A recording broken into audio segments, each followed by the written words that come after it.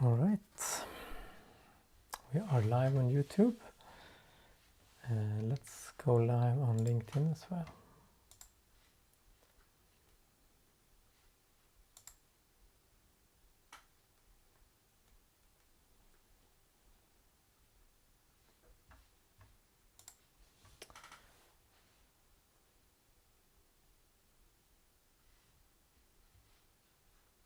Great, we are live. Welcome to this is a little bit of an experiment. I've done some videos, as you've seen, that I record when I building open source and distribute it through open source cloud.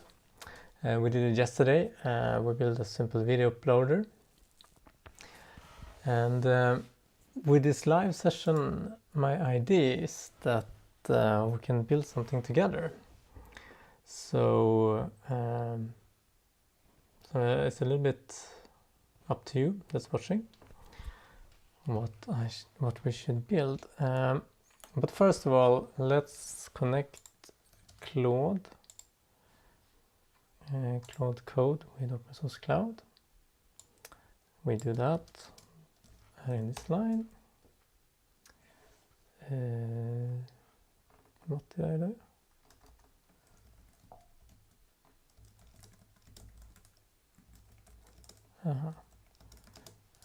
Right. There it is. This is the line. Okay. It's already exists, probably from yesterday. Let's connect to it. We authenticate. Now we're all set. So the first thing I'm going to do today is actually to modify the code we wrote yesterday, as there was one thing that I didn't do. It was to be able to actually configure which bucket to use for uploading. So I think we're going to correct that first. Right, now you see my screen as well. A little bit first time I'm doing this live. Anyway, so let's see how we can do that. I want to modify.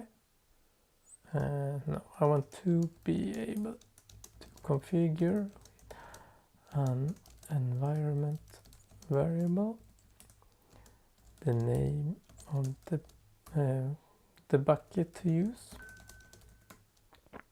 for the video uploading. If the bucket server does not exist, create it and the bucket update environment variables before starting for this server before starting this application. So let's see.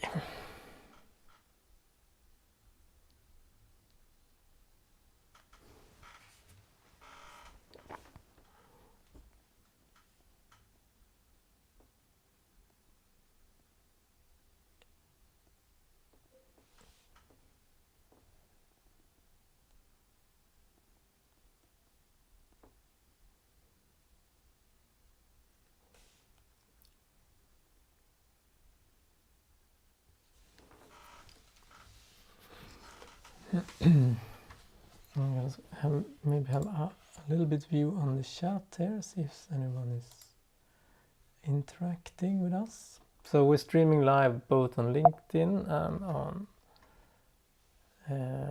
YouTube.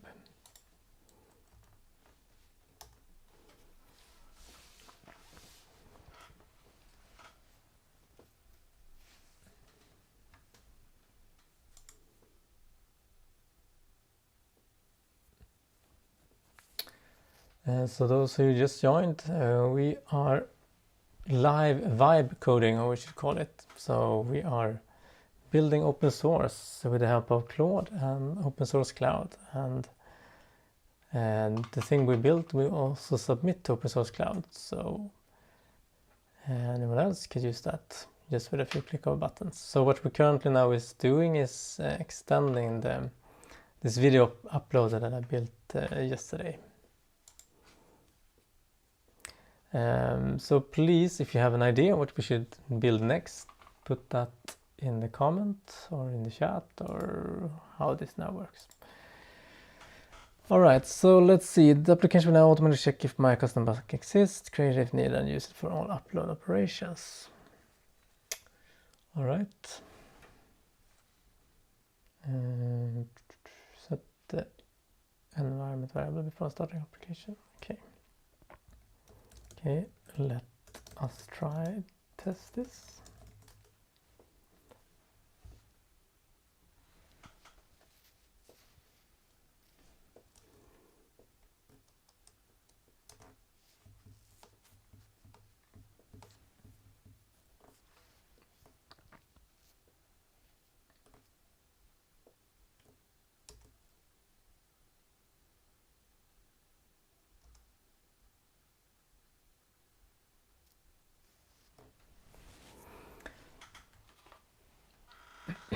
Error writing file.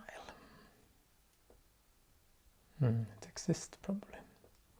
So it needs to modify the M file within OSC menu instance. Has it created one now already? I didn't see that. Let us check.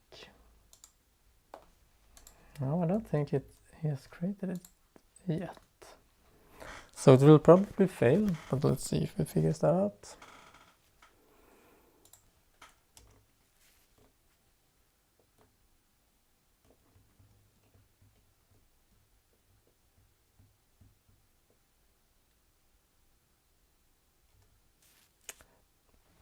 Yeah, it remembers it from yesterday, but I have actually removed it. So now it's trying to figure out where that service went. So it's listening it, and that understood it was not there. So we'll create. He asks to create it. So yes, please.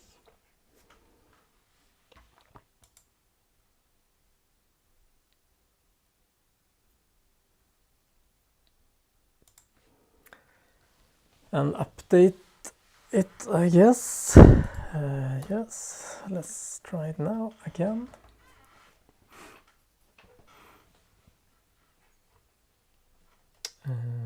Okay. Has he created it? Yeah. So it's there. So now it's waiting for the instance to be fully initialized.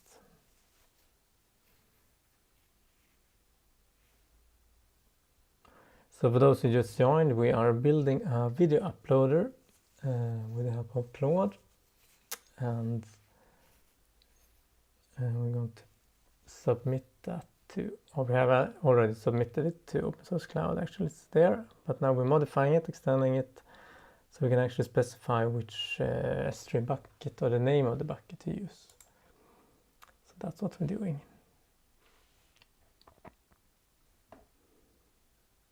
This is really slow 2E, I guess, for many, but hey, why not? Someone is maybe interested in following, at least experiencing how it is to build things with agents today.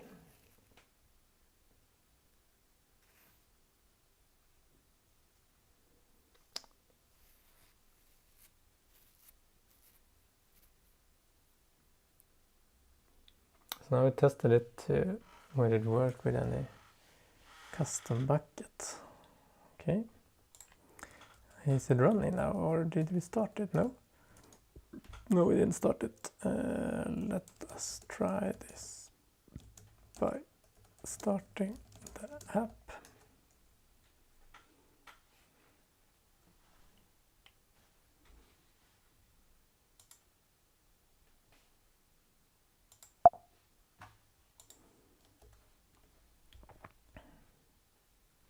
I wonder why I didn't just do npm start.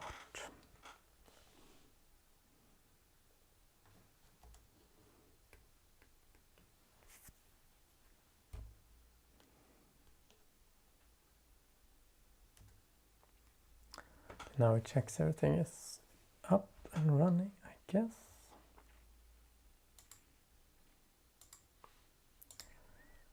Do I want to proceed? Yes.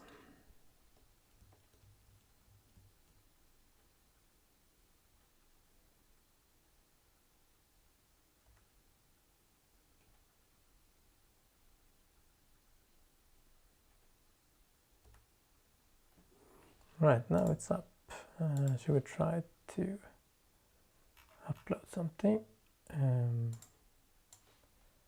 one.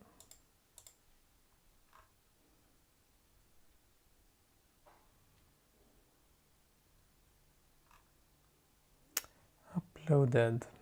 Great. That worked. Let's commit to it.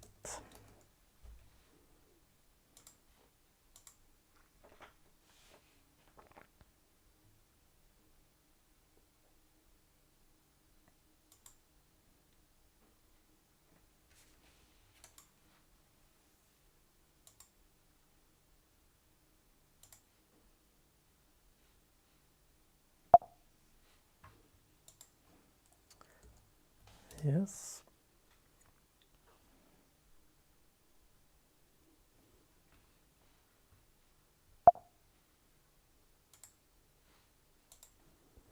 Do I want to run co-authored by Claude?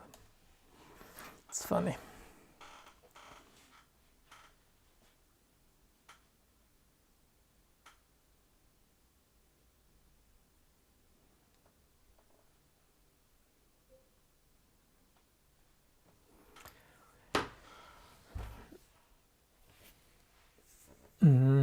Okay, is it done? Right. Okay, so let's leave this for now. I think we are happy. Stop the server for now. So let's figure out something else to build.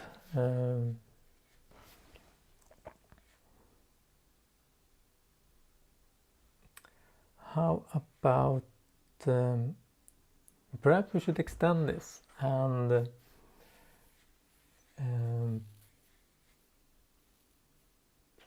create something. What can we do with these video files? Maybe we should I don't know. What do you say? Or should we build something totally different? Let's another to-do list. Those I've seen too many times. I think we need another one. What else? Maybe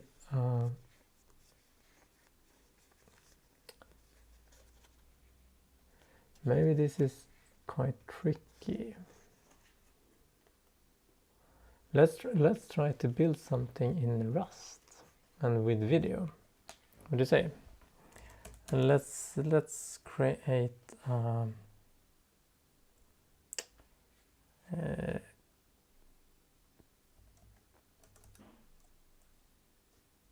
play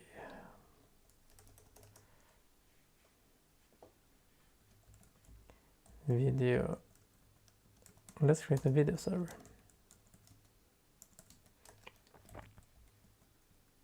I wonder if I need to add MCP here again, or if I added it globally. No, MCP server is configured. Okay, so then I need to go back here, go to the agent connector, copy this line, and then we connect to it. Already connected. Then I don't need to do anything. Good. All right, let us prompt this now. Develop a Rust. Develop an application written in the programming language Rust that can take a video file and put and play it out in real time to a video transport stream. Use the format MPEG-TS and SRT as transport protocol. This is really specific media application, I would say, but yeah, why not? I have no idea whether this is going to work at all, but we'll find out.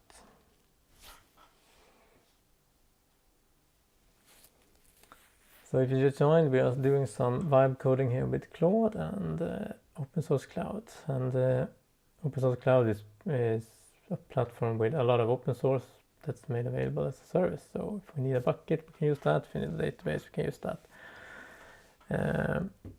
Okay. Let's do a cargo init. The funny thing here is that I'm really rusty on Rust. So this is a language that I don't actually master at all. So I'm quite now in the hands of my agent. I think I could probably figure out if it's trying to do something bad, but I guess that's it. It will be not very easy for me to correct anything.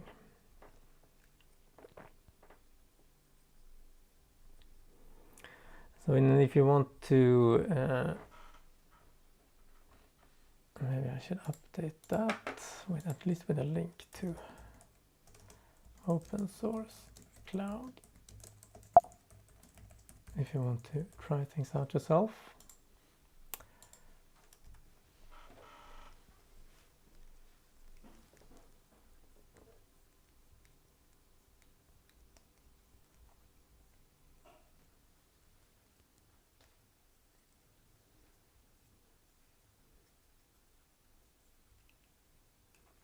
It uses FFmpeg, okay.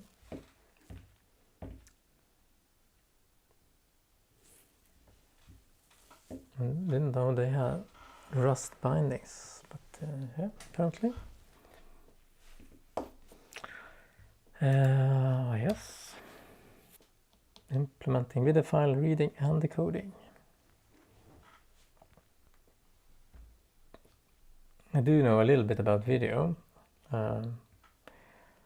But this is on a very low level, I would say.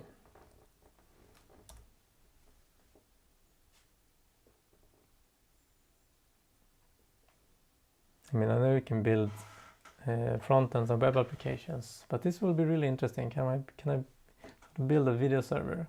And the video server basically is taking a video file and playing it out in a live stream, playing it live and uploading a stream.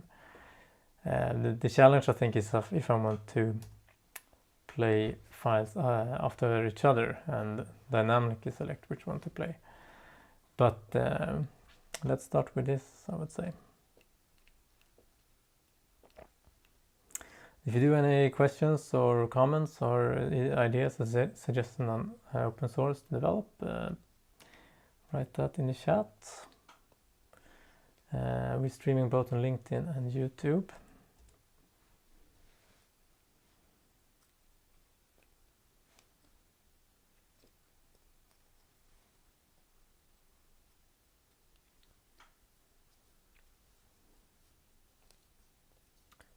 This evening.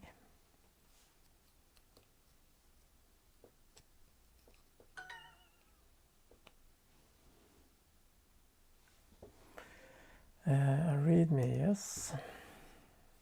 Okay, a Rust application that streams video files in real time over SRT using MPEG-TS format. I'm really excited to try this out.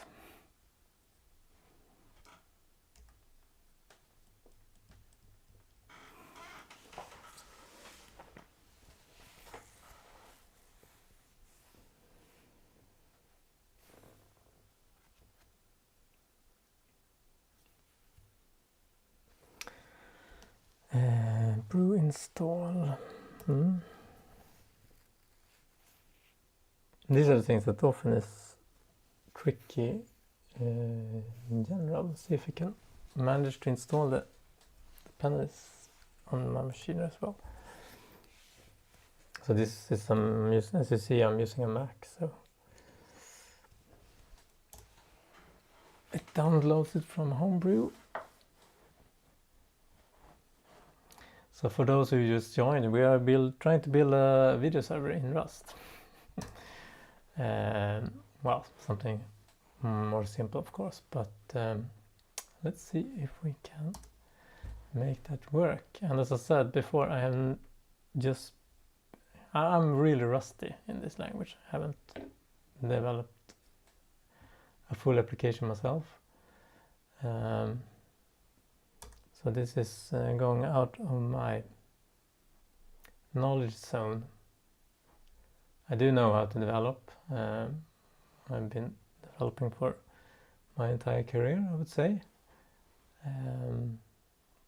But this is really how you can go beyond your current capacity. It's becoming really, really productive. Doing things that you might have to hire someone to do, since if you don't have this competence. Okay, so what it does now is created a demo video reader.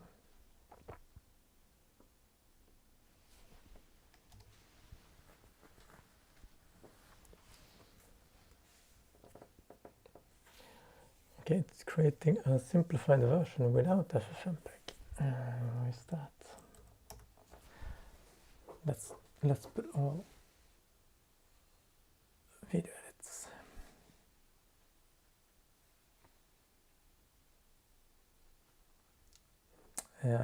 Was there a reason why it chose to skip FFmpeg?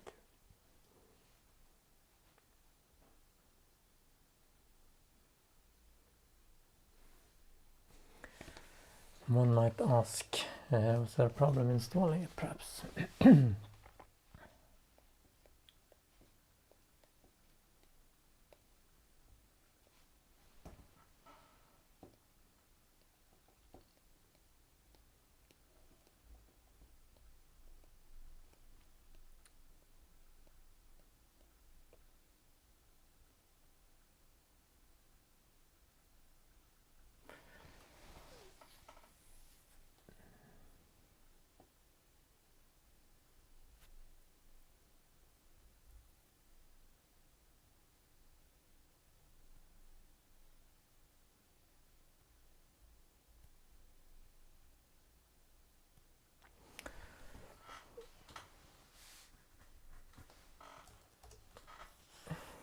Okay, still compilation errors there. Futures util.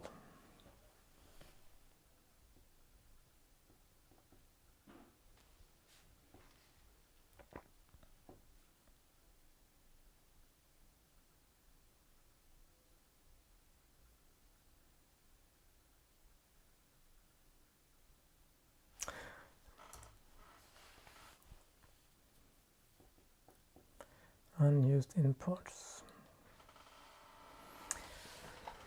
with the correct types. Okay.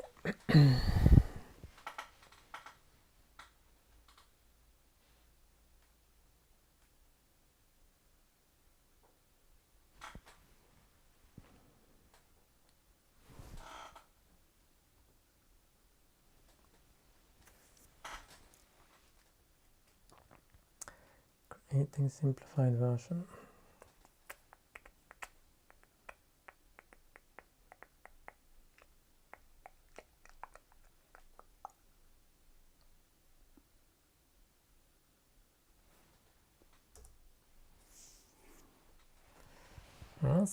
Still problem to solve.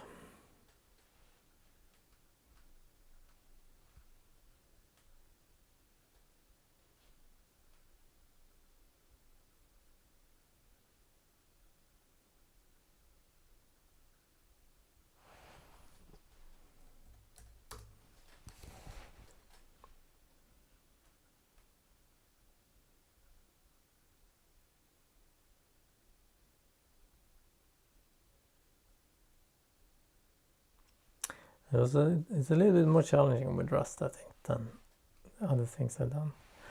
Okay, but at least now it compiles. So let's see if it actually works.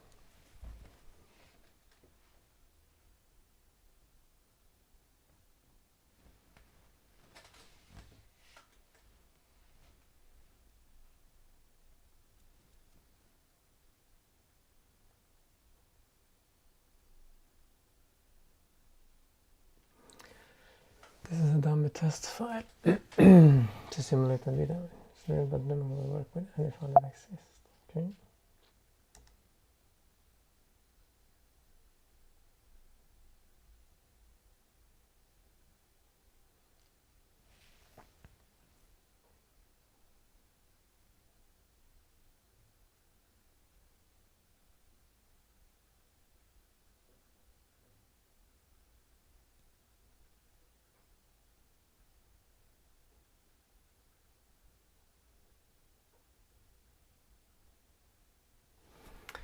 Real-time pacing simulates. Okay.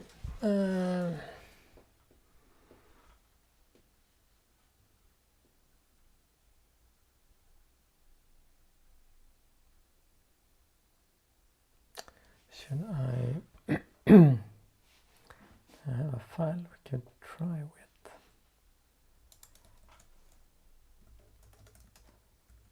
What was this file?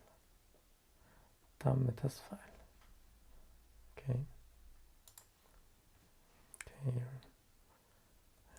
Run it. We can open VLC, try it out.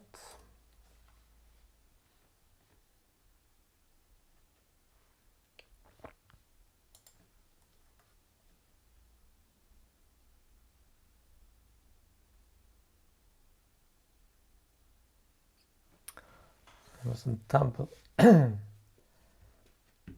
initialization of the logger. Okay.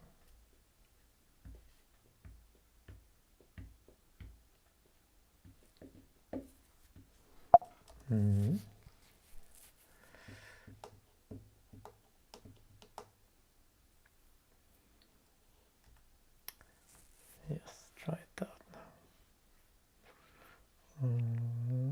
We can open this already. SRT 999.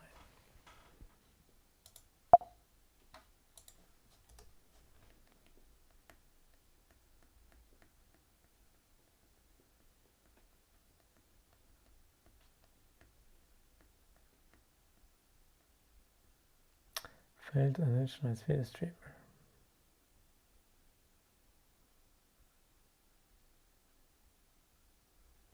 Start an SRT receiver first. Okay, it expected to be in listener mode. We need to change that. But we can, let's try with FF Play first then. Because VLC doesn't support in listener mode.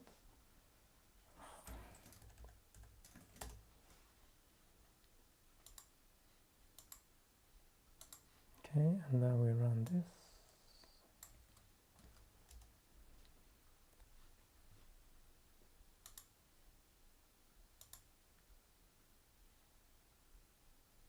Now I want to run it in another terminal.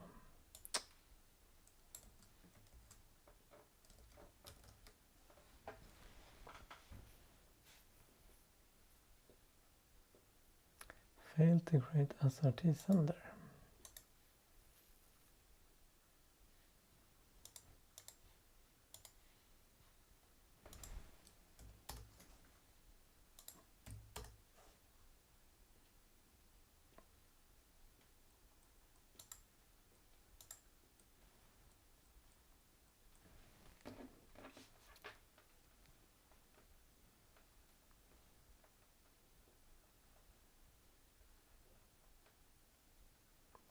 Maybe this was a little bit trickier.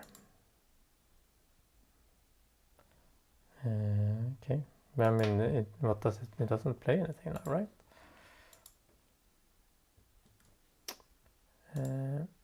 Okay, but let's copy a file here that it can actually play.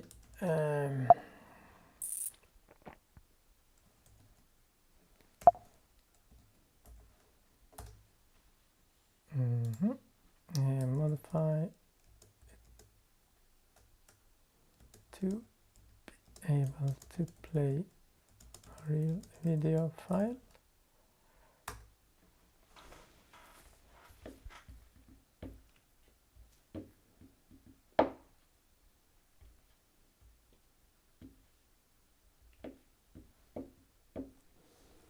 Let's modify it, yes, please.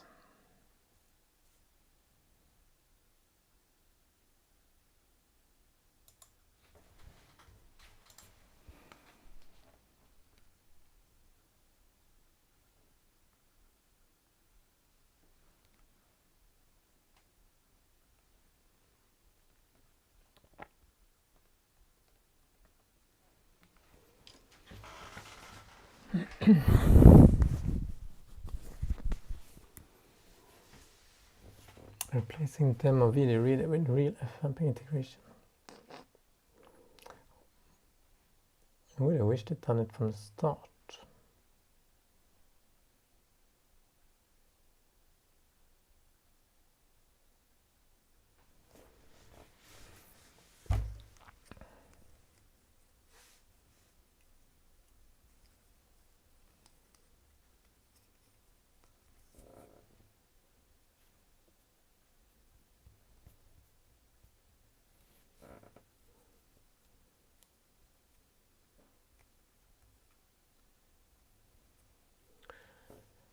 Compact conversation.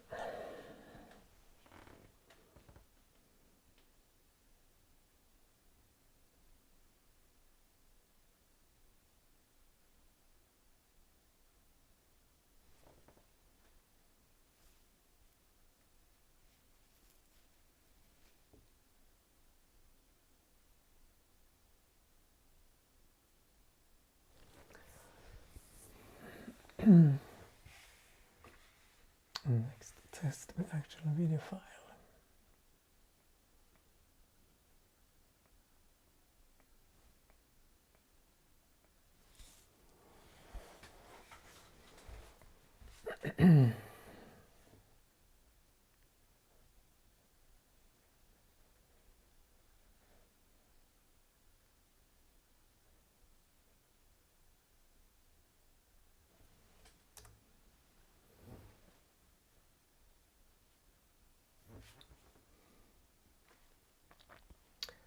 Compiling.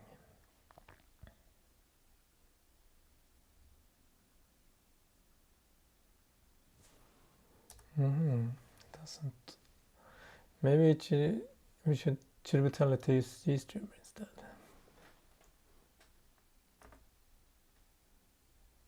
Eller bara vi format i sin stad.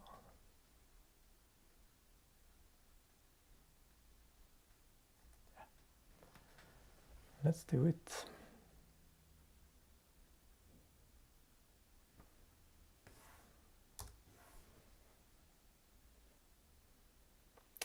If this doesn't work, I think we're going to change to use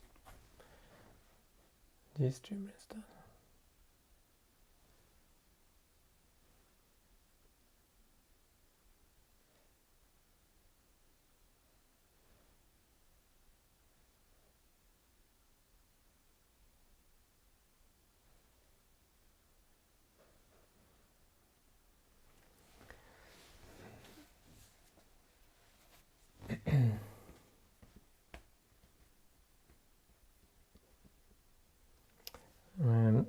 It's like this is not a difference. You still spend a lot of time installing dependencies. More than coding. I guess that's the same for the agent here.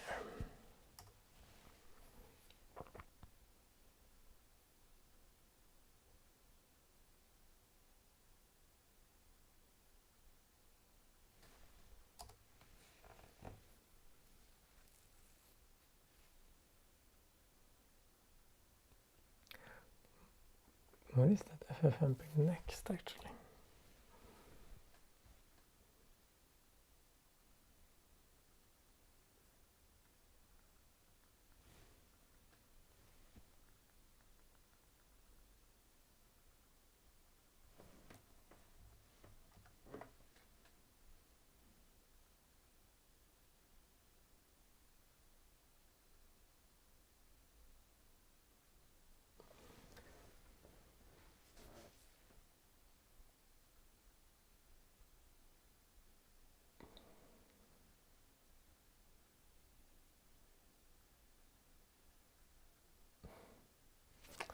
But I'm not that interested in a demo simulation.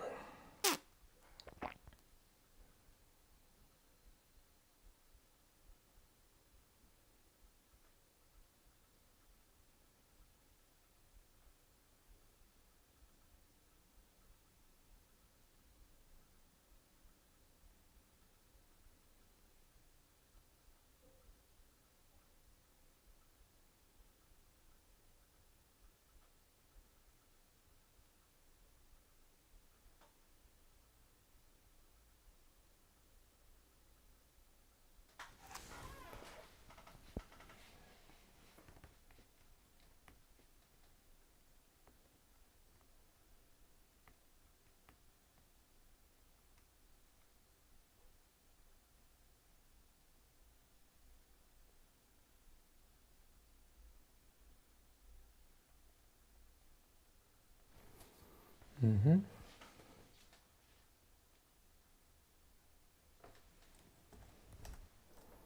Use the move file in this directory instead.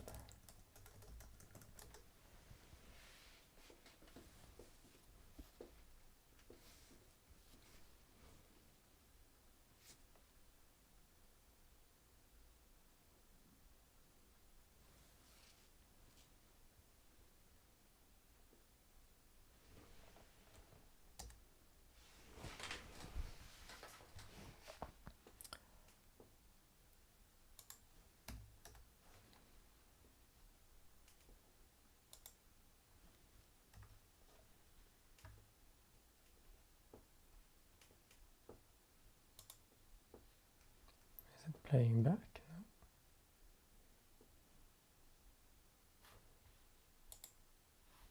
No. Not that good.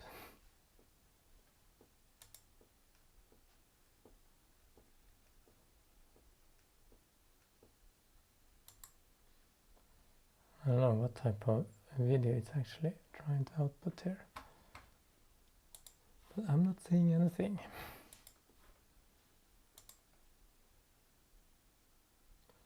No frame. No, it's not really working, I would say.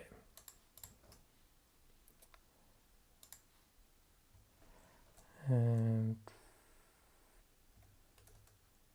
output as a URL.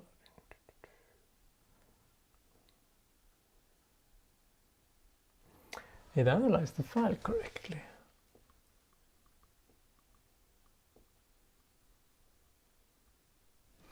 No, it did not play in FF Play yet.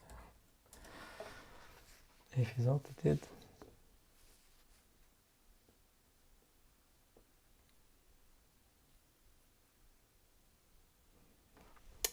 Now, let's try with VLC instead. Let us try with VLC instead. But then we need to run the SRT in receiver mode.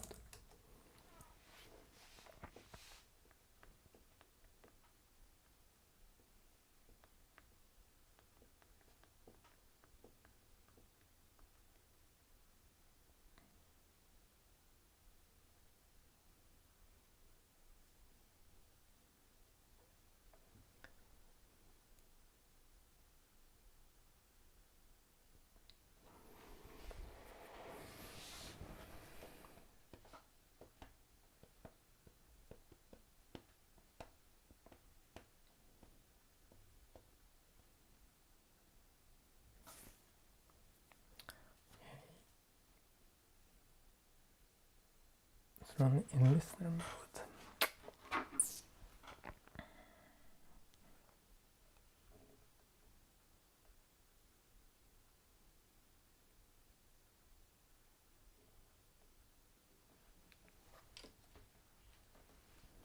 Okay, run the application. All right, let's try with VLC then.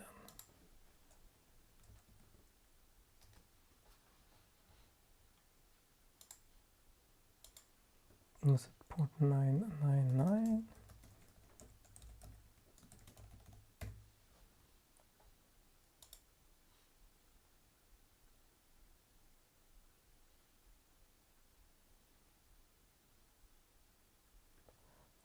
Something is wrong.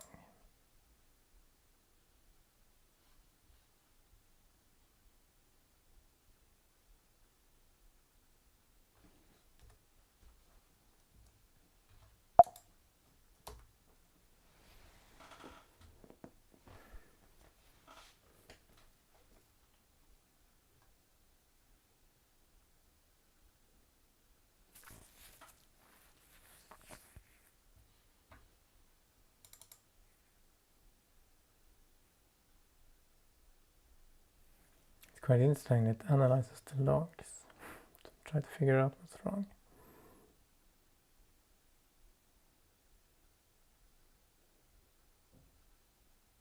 Still using synthetic HSC like that, it's a real video phrase. Okay. Right, but I want to play the...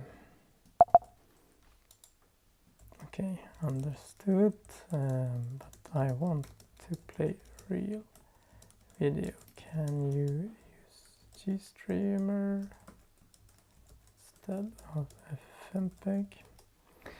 The problem was that it didn't manage to install the dependencies correctly.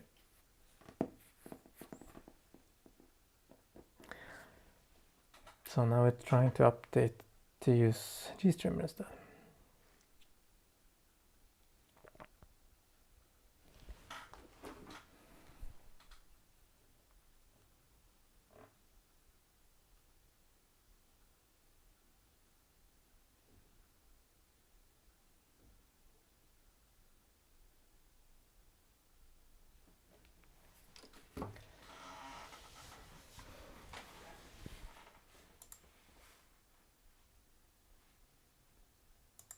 If you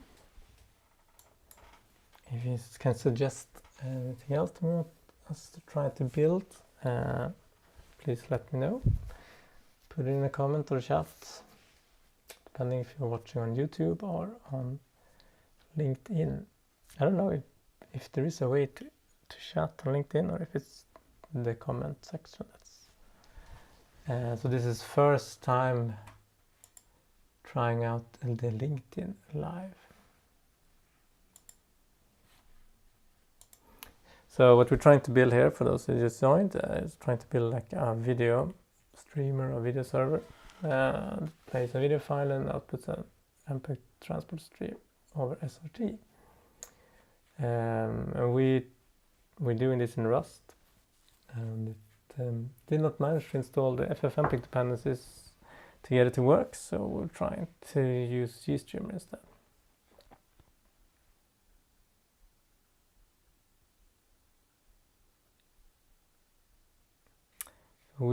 That is Claude code, it's trying to do that. Since I don't know how to develop Rust, I would love to learn, but I haven't found the time really yet. So this is also a little bit of a learning experience in that sense. If the best tutor is AI, don't know. I'll find out. Okay, is it done already? Library not loaded. Okay. Always these things.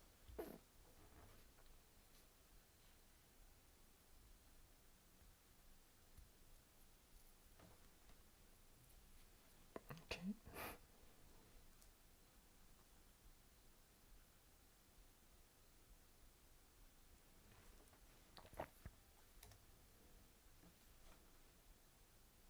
Main panicked.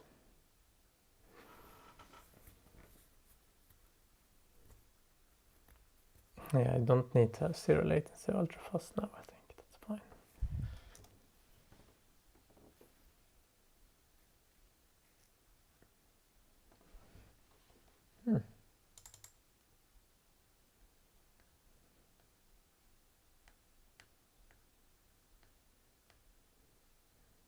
Did it crash?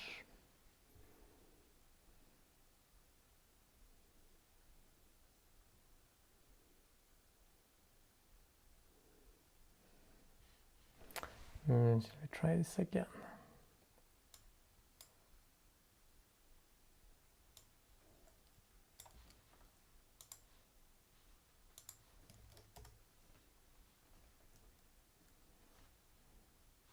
Okay, so line break.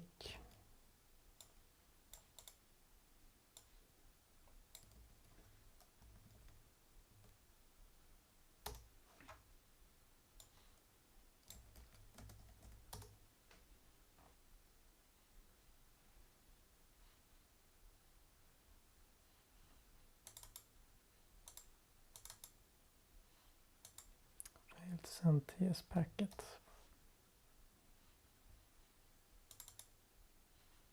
It feels like the same thing. Target.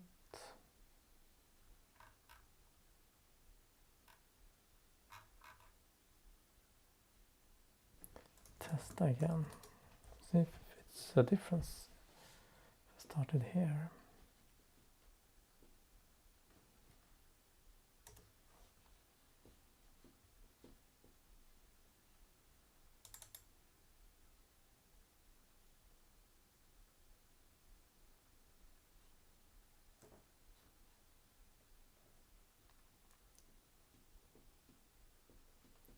Why does it think it played? It didn't play.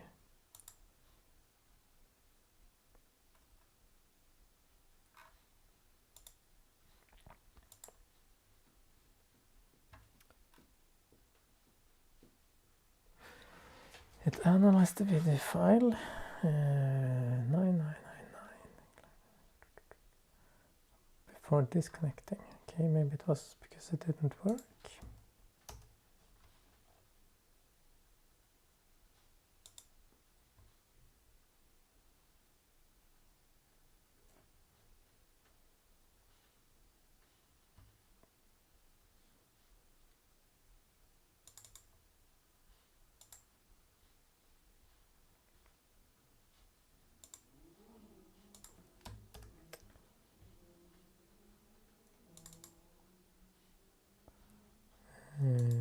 Let's do some logging.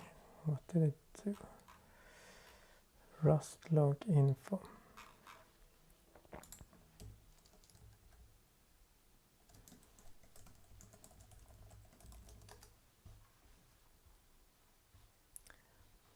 Starting video stream.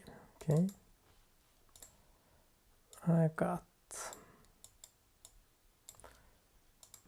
I get this error when testing.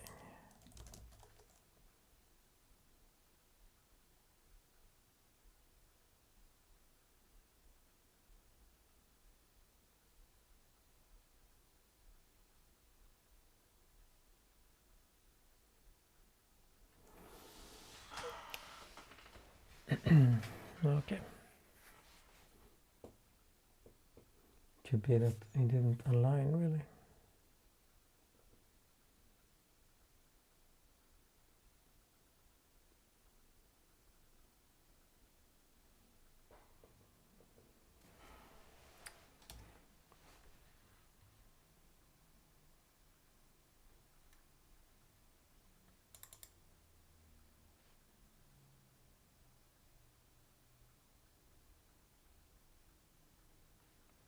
Is it playing now? What does it do?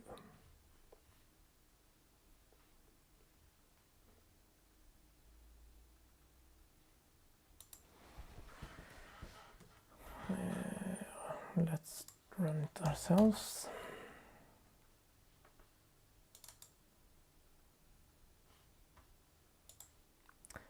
Send failed because receiver is gone.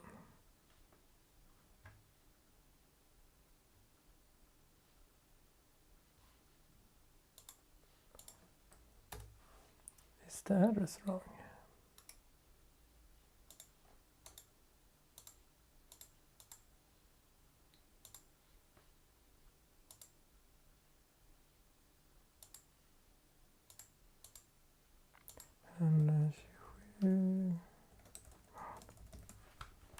try that.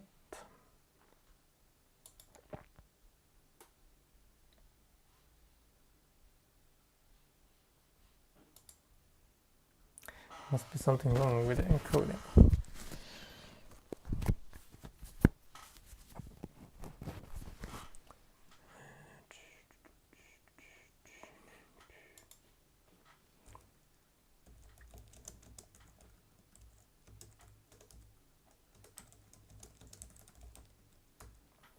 Let's try, see if we can provide some more error message by using ffplay instead.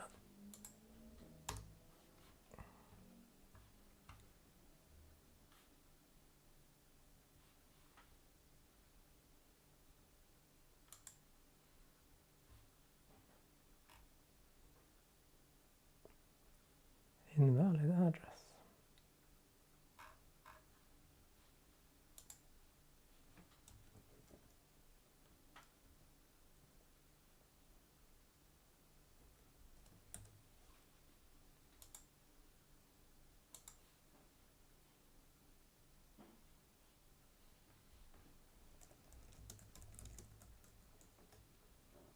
It connects in VLC but does not play anything. See if we can figure that out then.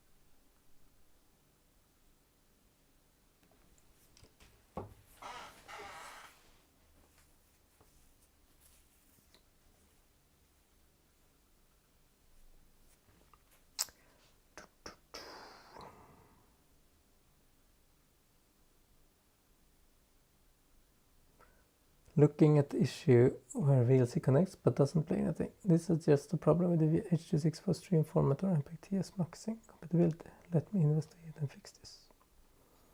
I've found several issues with MPEG-TS maxing that could prevent VLC from playing the video. The main problems are PCR missing,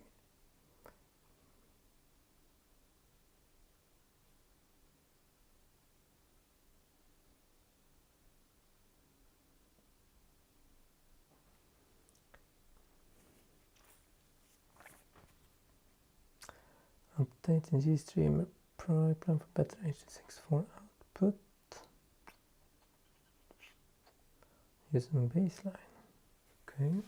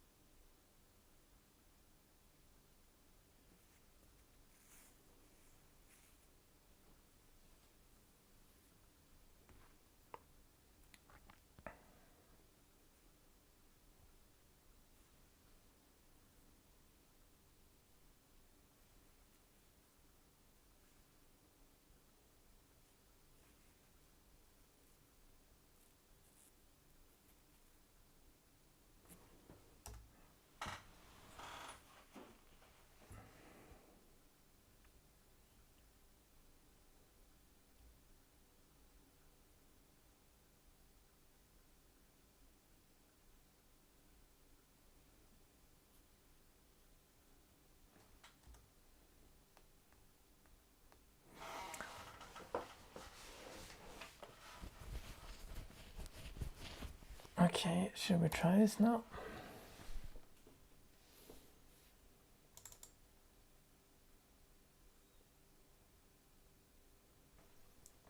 No, you can use the one that we have, right?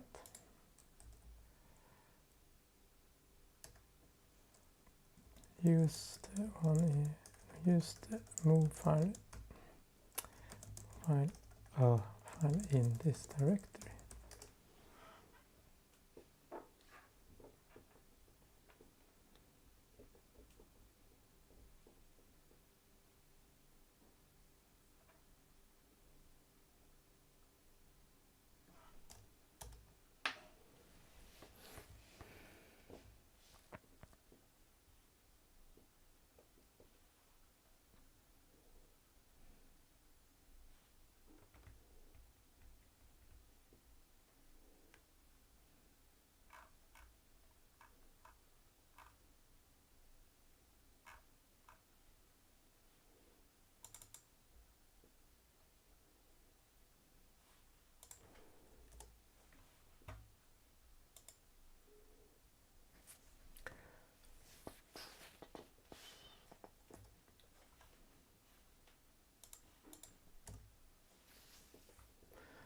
try again. No.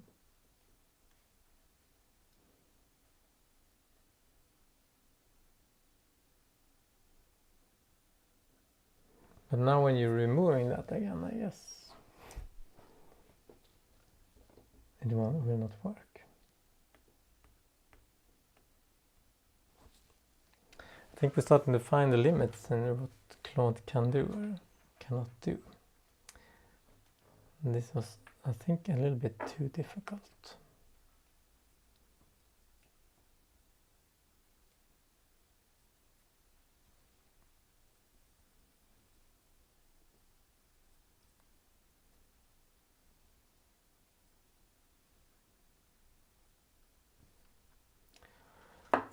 Yeah, I'm gonna give up on this one now. Let's try to build something else. What should we build? Maybe we should build some...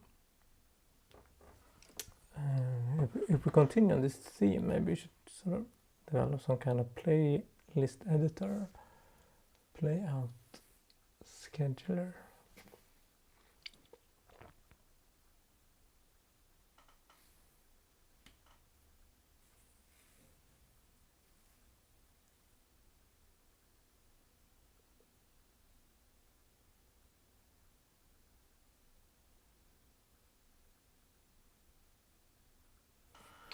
Yeah, I think we'll call that a day.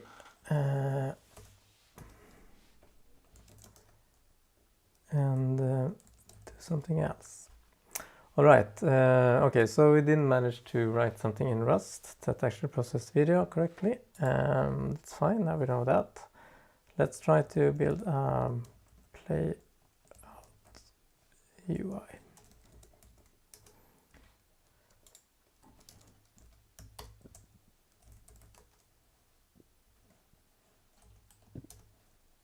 MCP connect. All right, already connected. Good. Develop a web application to manage timed playlists, schedules with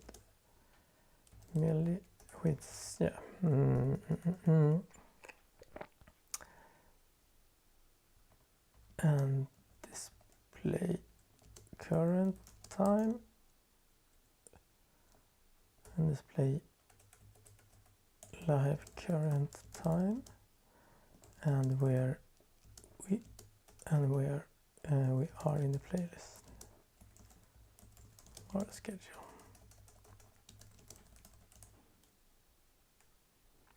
See if we can manage to do that.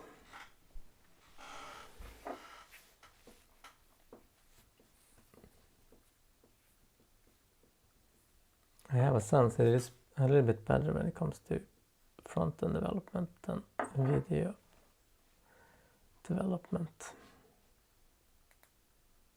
I think it's always good to know what it can do good and what it cannot do good yet. Not all tools are suited for everything, you know. But this is good news for all video engineers, I guess.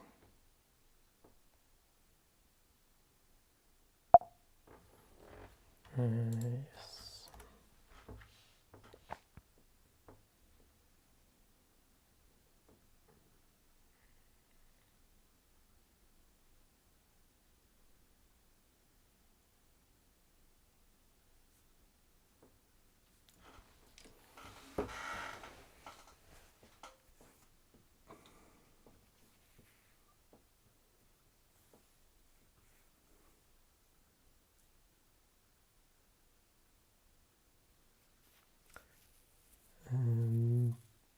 We could perhaps store this in a database later on.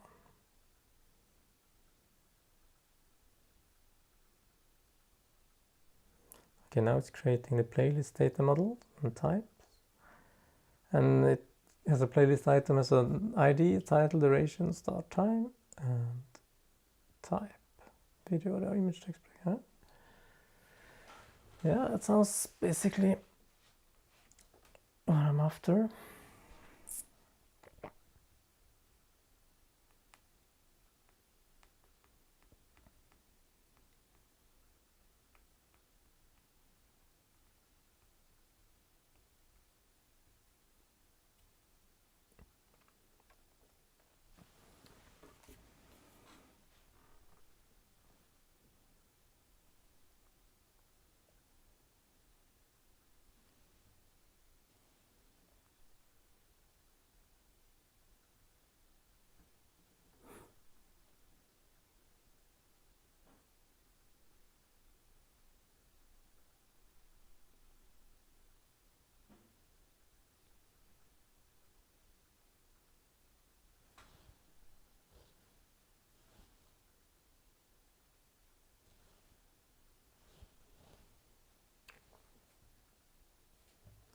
A lot of waiting.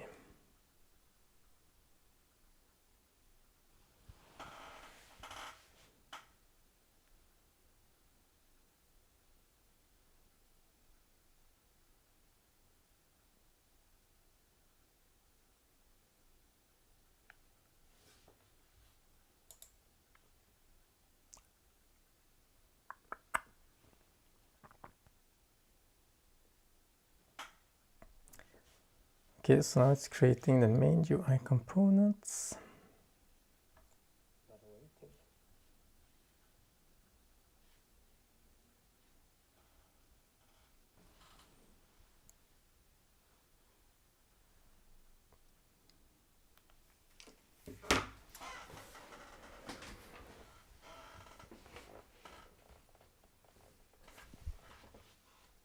Someone in the chat.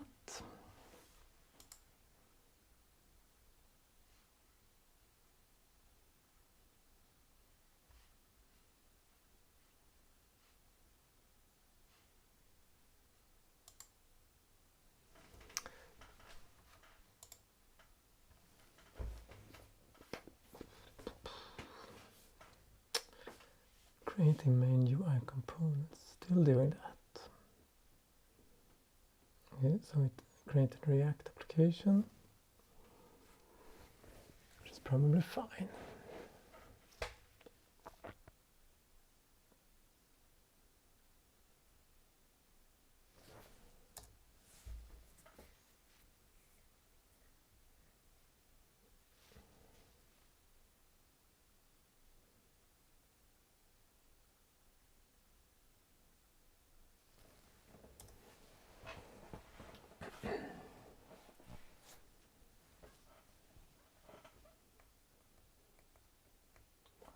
Some TypeScript errors.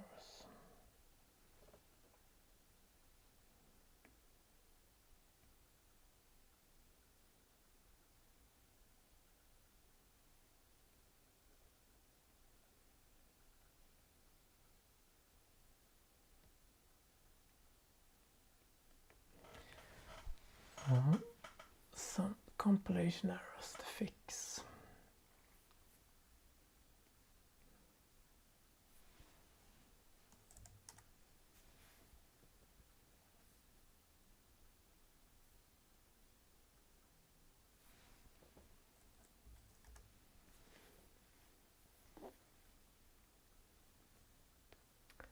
Duration plugin.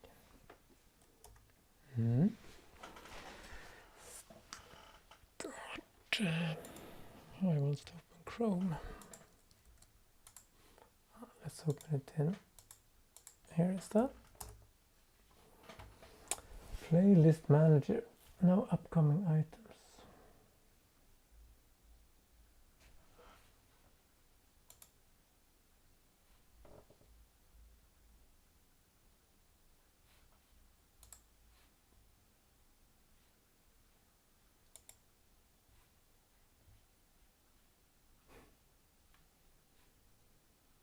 Interesting.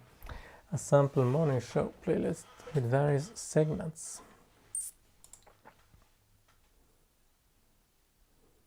It looks kind of nice. It's like in the colors of a control room. Dark that is.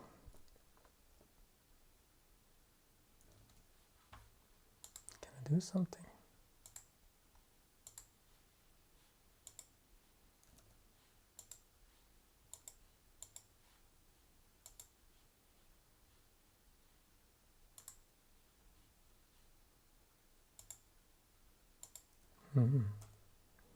Morning show. Opening credits. 1 minute.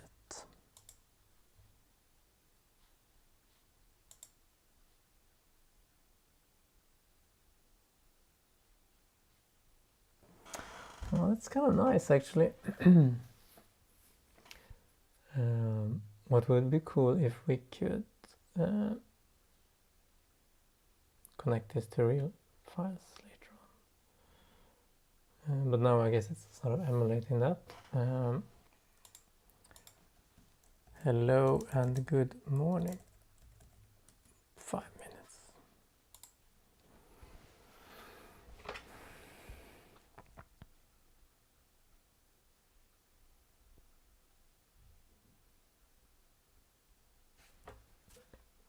I couldn't.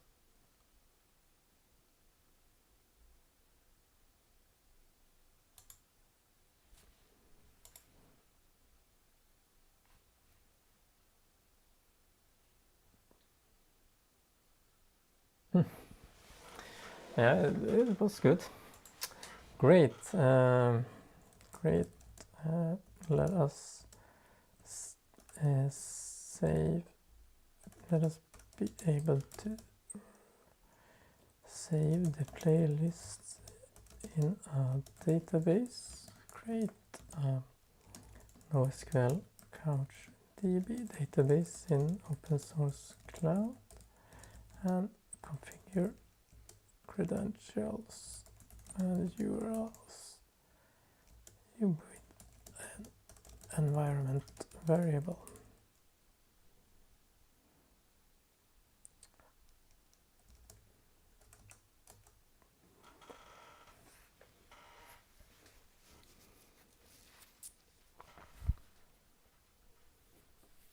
Okay, let's create a CouchDB database instance in open source cloud.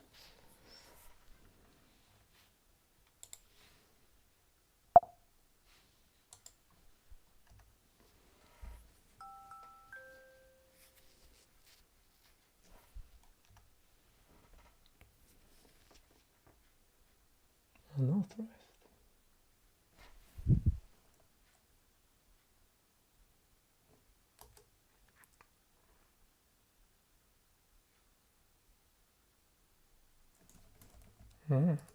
Maybe I need to reconnect. MCP. I thought I was connected already, but yeah, let's try again. Alright, try again.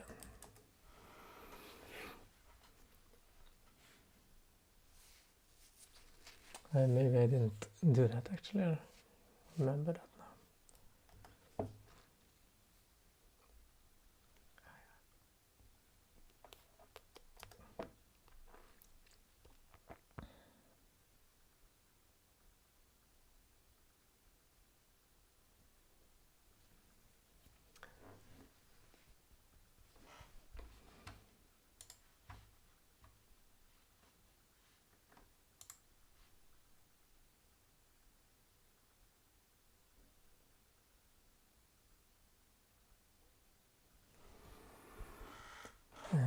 Creating CouchDB database. I can check whether it's here.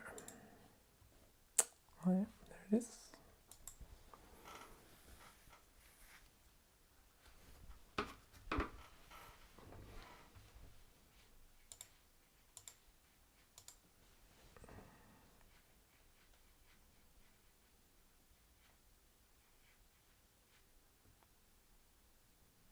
Clips for rough cuts can take forever.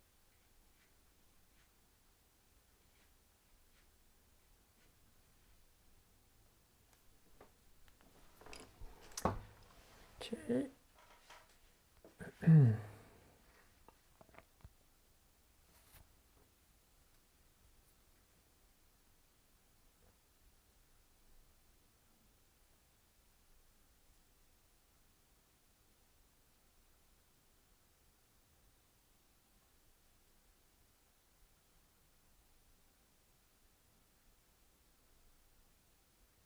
Creating database service layer. I guess it might need some backend. Or maybe doing this in the front. Approaching 5-hour limit. What is that? What does that mean?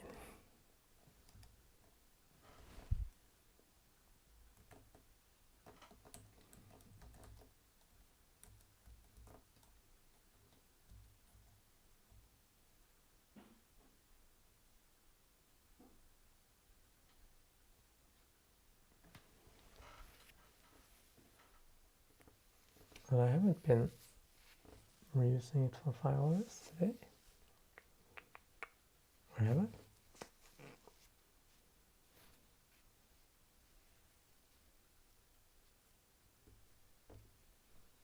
Maybe.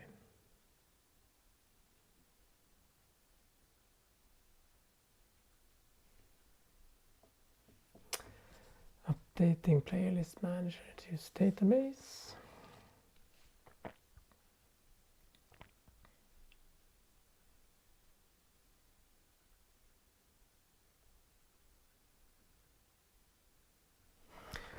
I wonder what middleware it uses for the backend.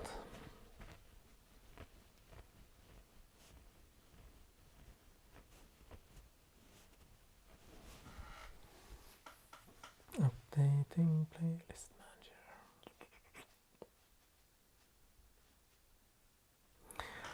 manager. It shouldn't need a backend for CouchDB since it provides an HTTP interface.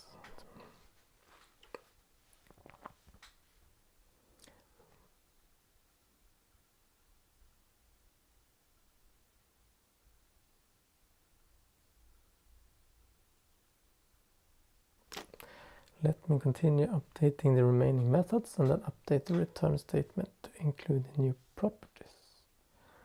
Now let me update the app TSX to handle a sync create playlist and show loading connection status.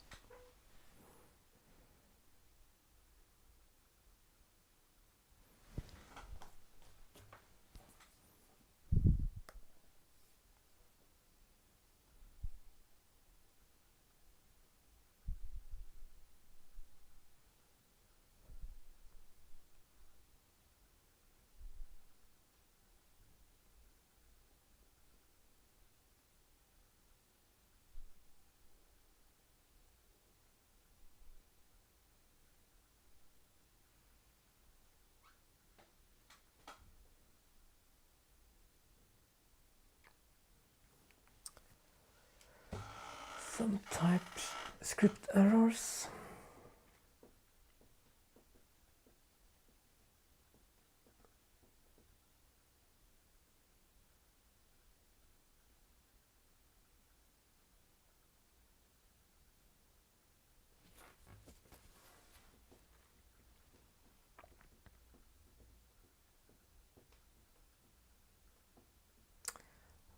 Update. Now it's correcting some TypeScript errors.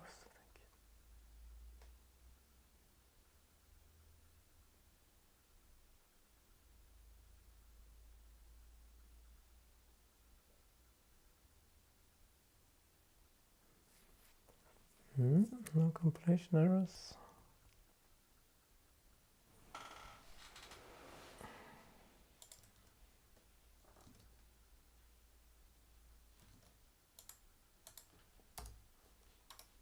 Is it really running?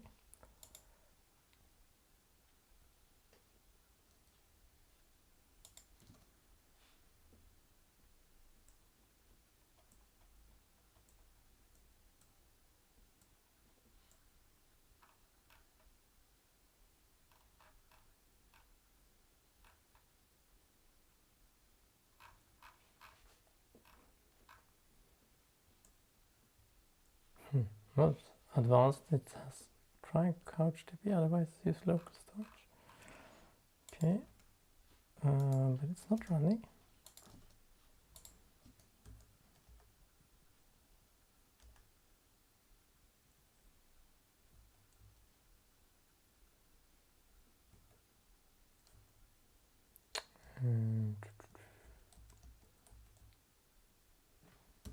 Kill it.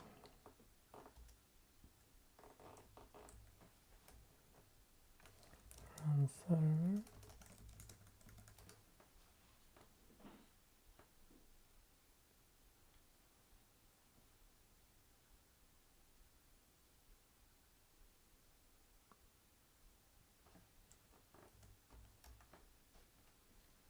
Oh, there.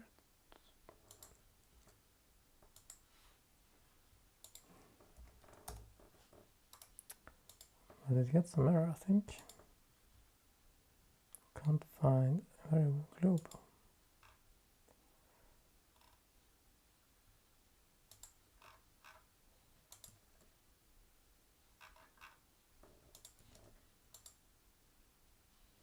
I don't think it's fully functional.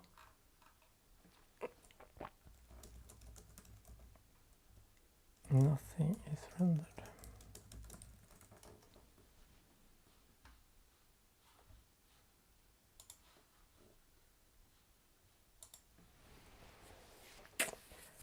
choreography. The service running domination the code. Let me check if there are any console errors by testing the build process and checking the code. Okay. Project is clean.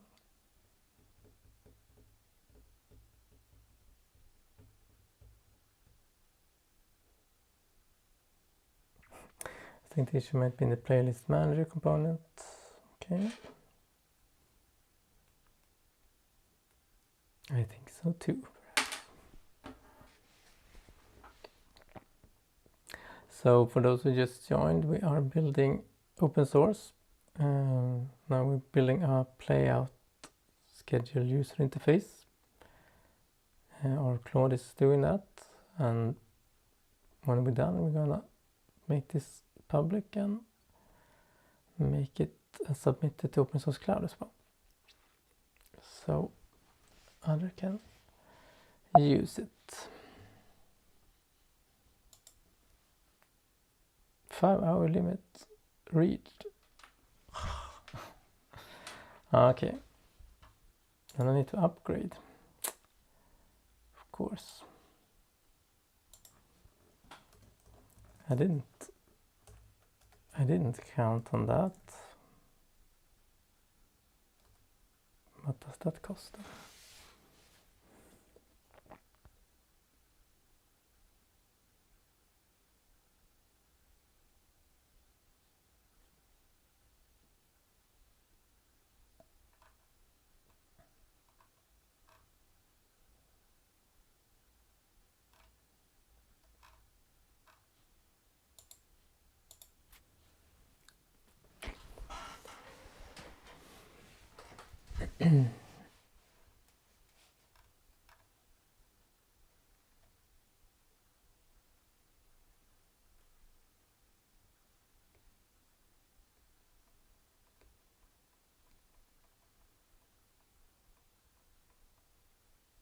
Okay, now I've upgraded plan.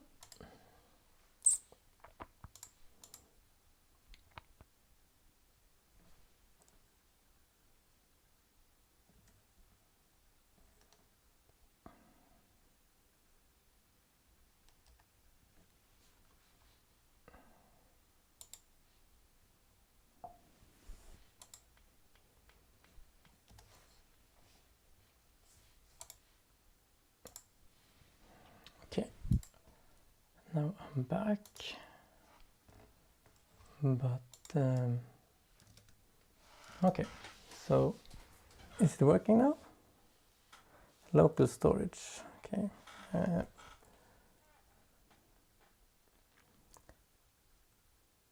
Seems not to work with CouchDB. Is the credentials config correct?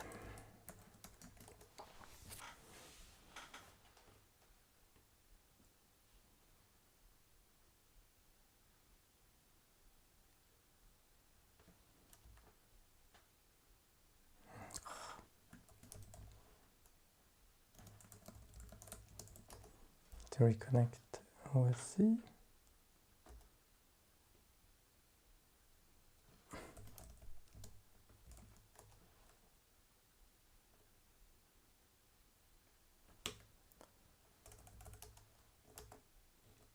Authenticate. I was logged out.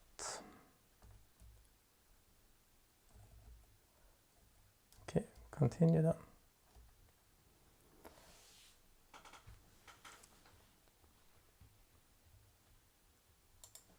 Now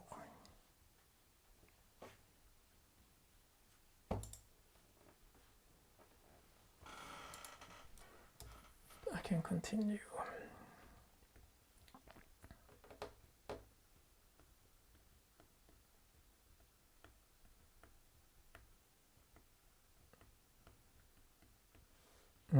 Course restrictions.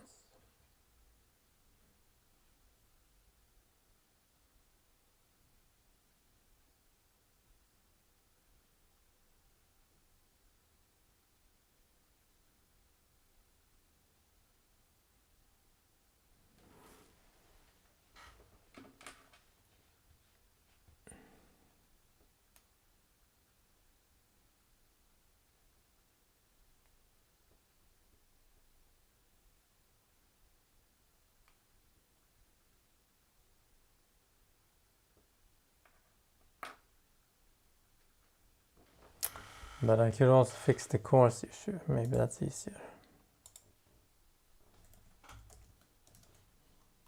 What was the problem? Or what was the password?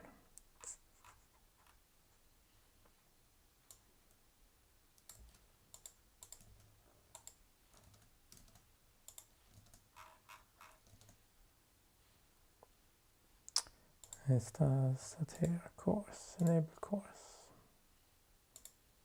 Okay, all domains. I fixed the course issue in the database instead.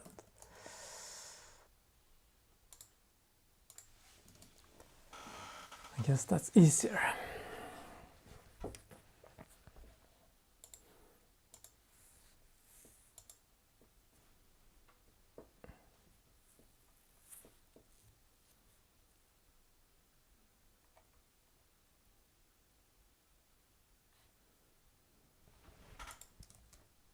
Database connected. Yes. That's good. So if I create an item here, test 1 minute, test 2 minutes, start, activate, start,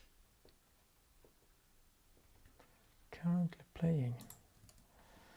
Okay, that's good. Now I have that, play out UI, I can create playlist, remove, can edit them. What do I want to do now then? Maybe I'd like to be able to change the order here. No, I want to be able to read the connection details more dynamically. Read, provide backend for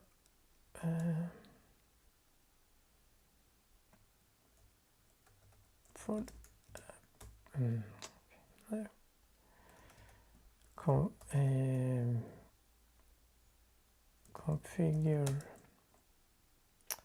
database connection in the UI.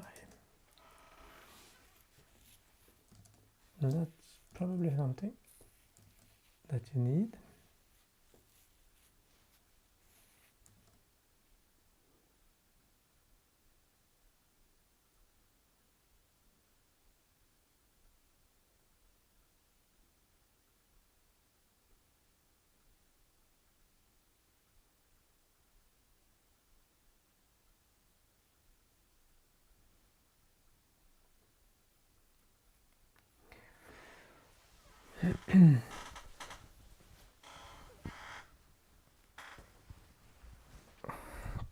That's something that might be handy, I think.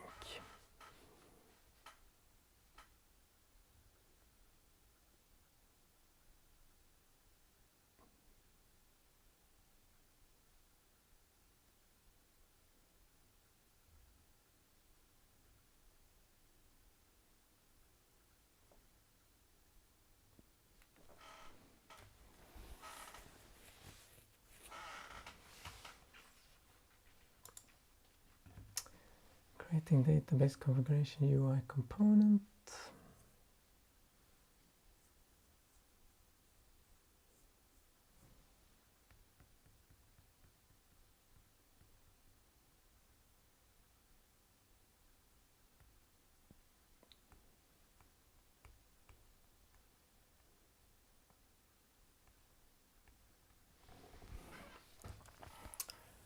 Looks kind of nice.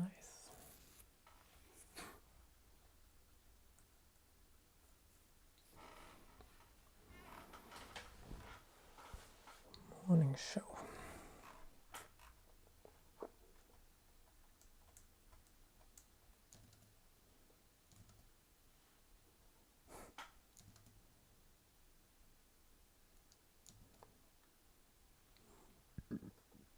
Is that the clog wheel?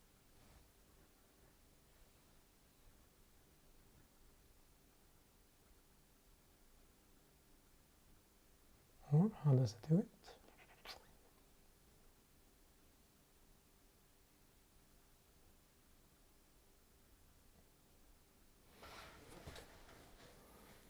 Creating a Docker ignore file.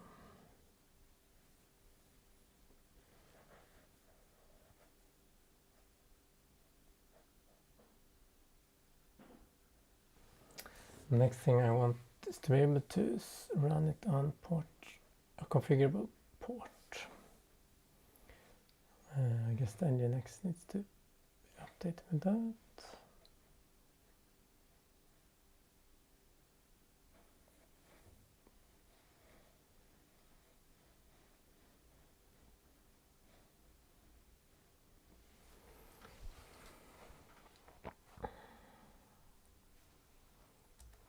Yes, try and build it. It's always a good idea.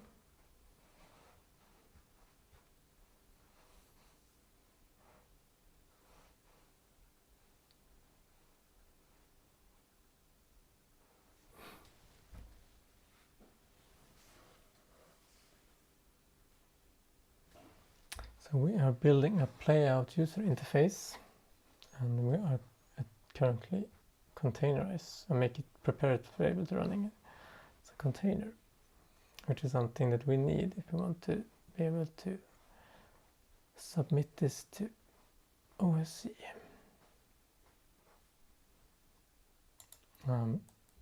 I know that platform can do this for me, but I'm helping out, or Claude is.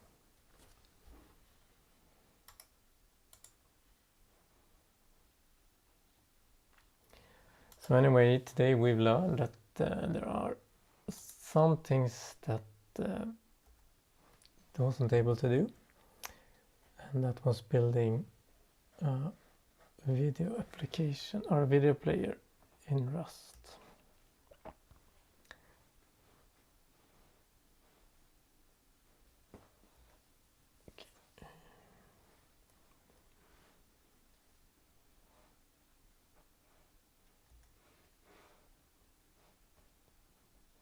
Testing Docker container functionality.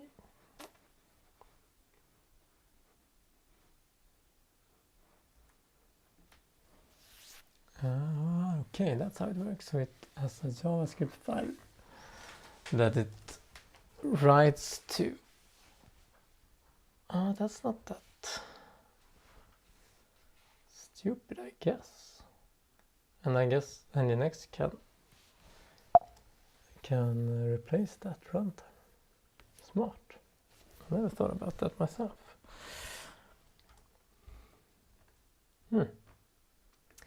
Very, very good. Yeah.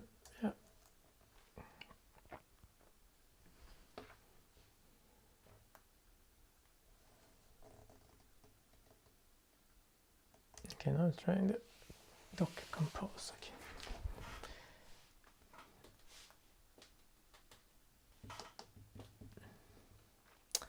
It's really thorough.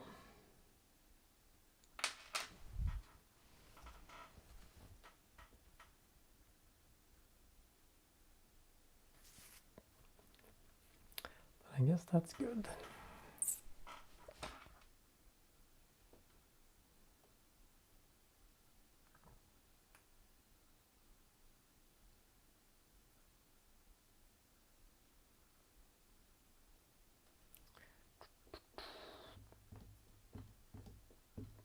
Okay, it's killed it.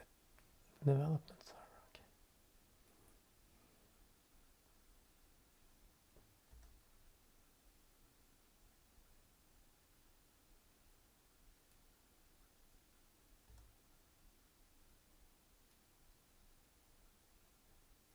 That seems to work.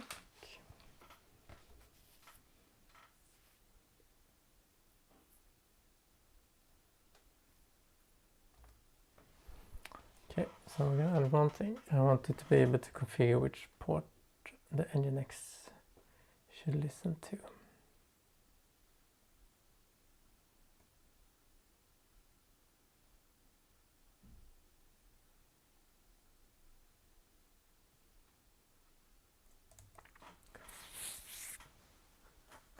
Great. Great. Now I want to be able to configure through an environment through the environment variable port, which port Nginx listens to. Vibing.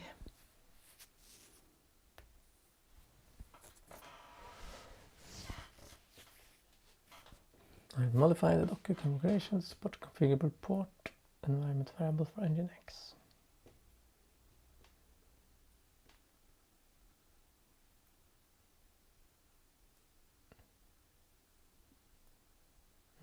Uses an Nginx conf template,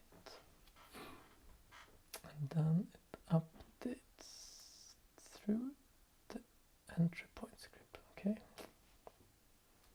Yeah, that'll work.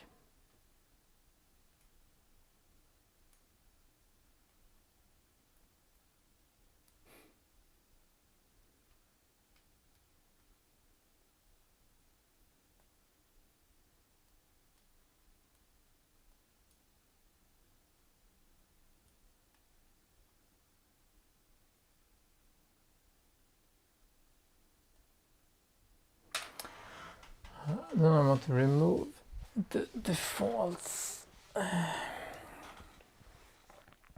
credentials from the actual script.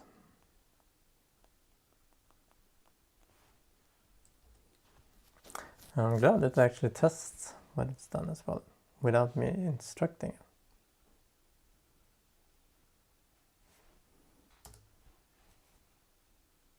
Generated for port 880, listen, alright, configuration generated.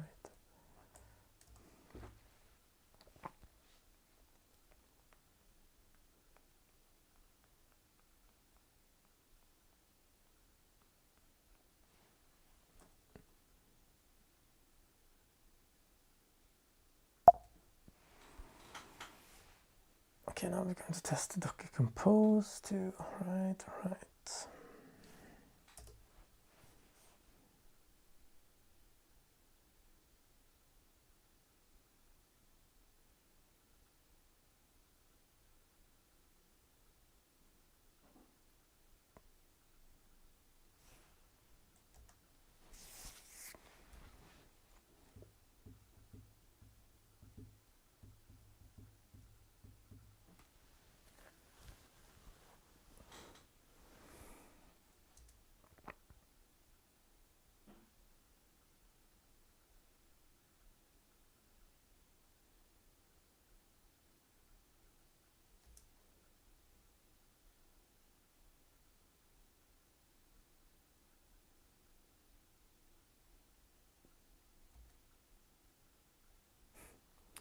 Right, it's not that stupid, it's the issue. The container is using an image that was built before the enterprise script was updated. Let me stop the compose and rebuild.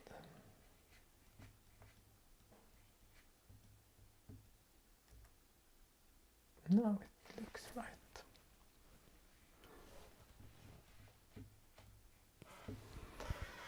Okay, then we're gonna add open source license, I guess, and then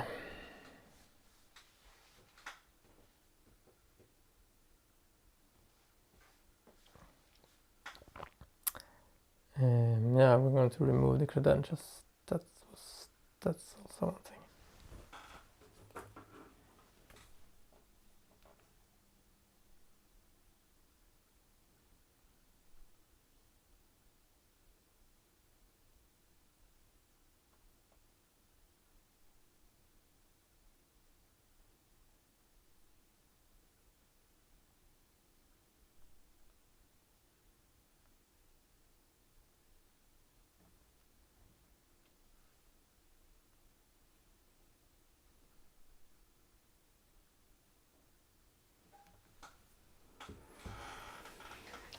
Quantumizing.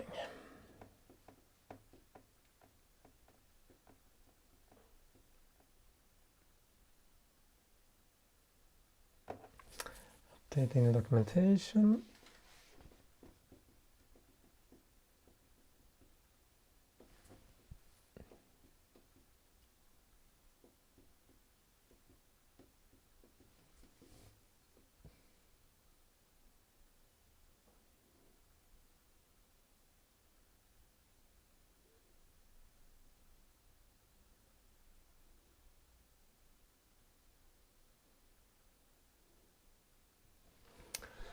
I wonder why it needs to use both.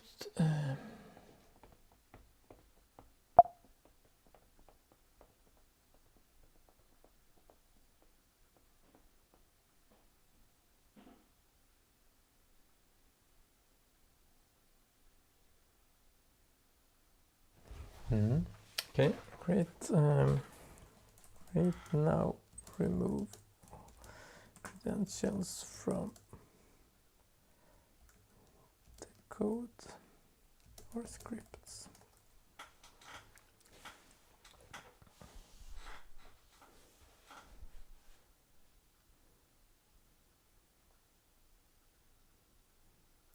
Is it removing from the end file as well?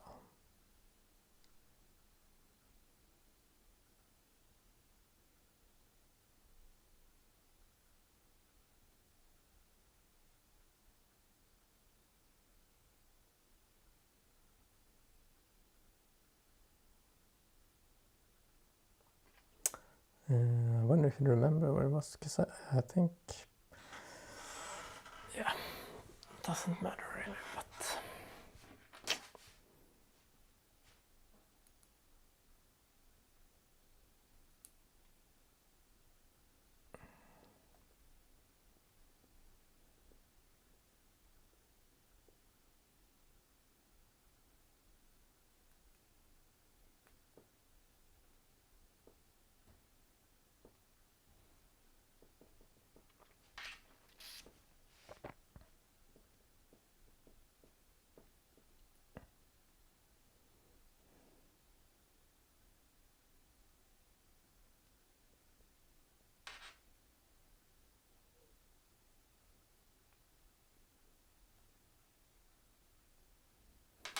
with local coach to be okay. That's convenient.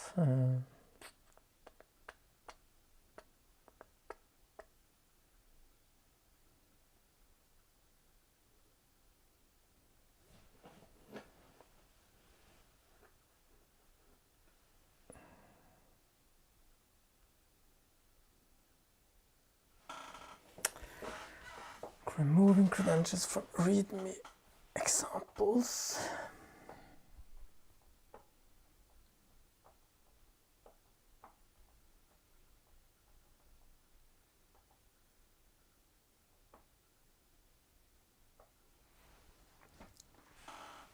Checking for any other hard-coded credentials.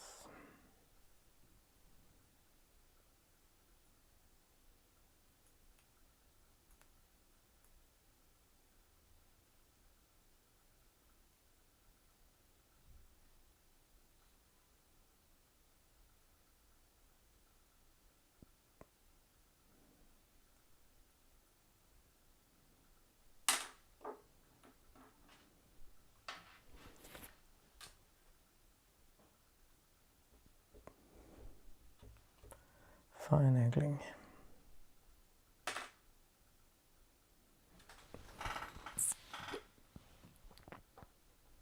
Great.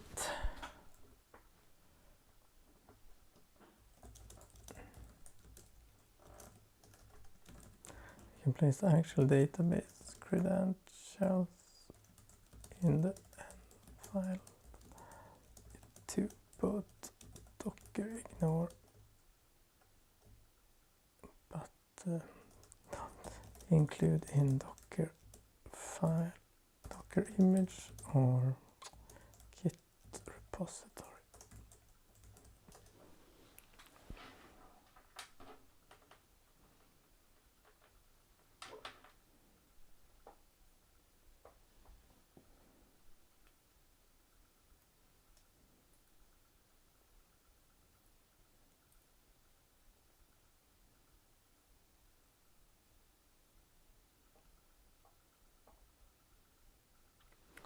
Just to be safe.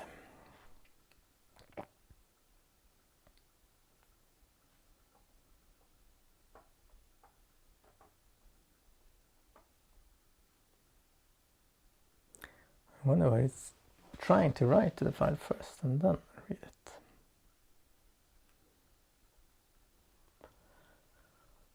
That's a good question.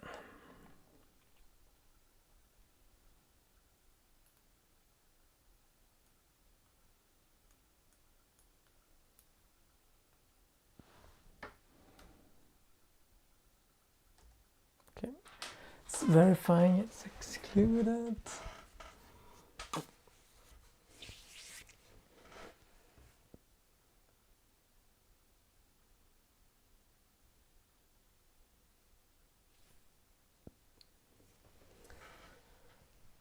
Good.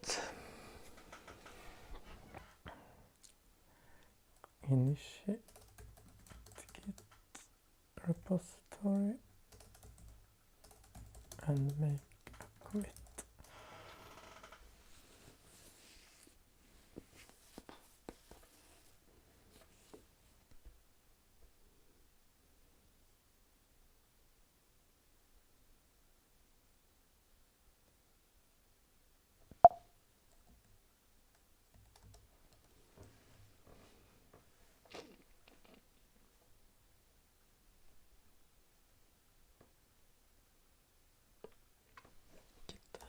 Yes.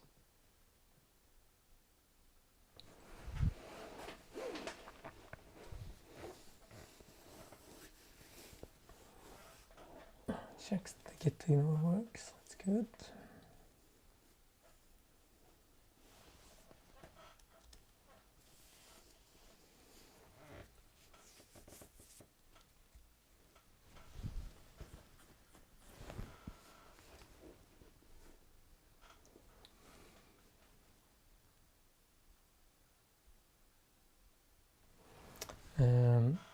Does the README point out that you need to enable course in CouchDB? That could be a common problem, otherwise.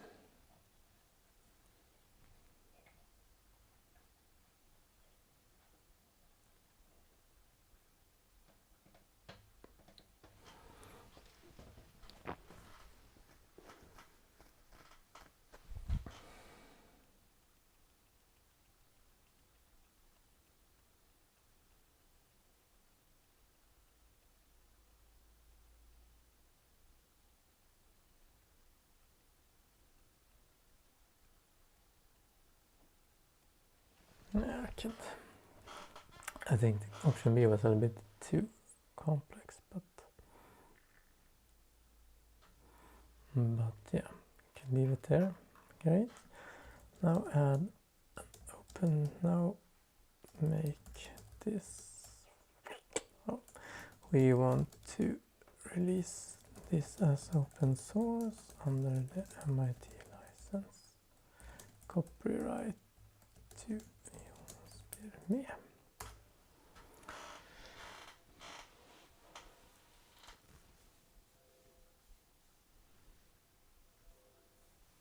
If that's true in this case, I'm not sure actually. Anyway, it's open. It's quite free license.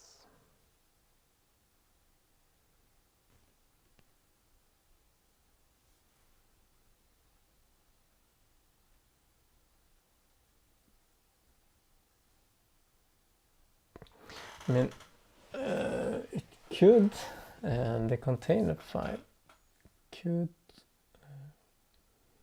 the entry point script could set the course settings actually.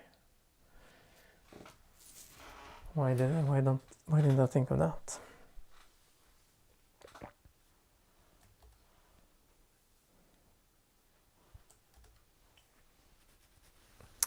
Oh, now it also added that.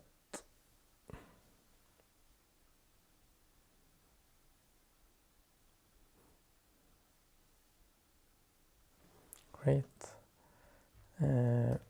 Add to the Docker script.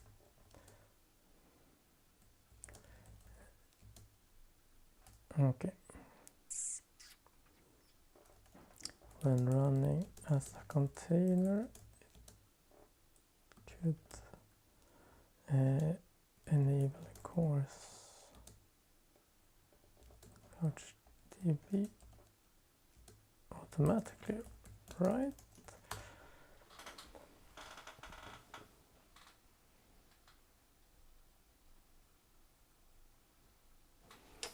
This would be a great user experience improvement. Adding course auto configuration script to entry point. That's good. I mean, otherwise that would be a very common problem, I guess. So at the moment we can create playlists and add items. Of course, it would be good if we could change the order, but that could be an extension for another day, I think.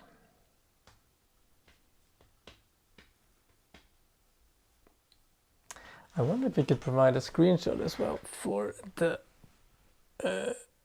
README. Maybe that's a limit what it can do.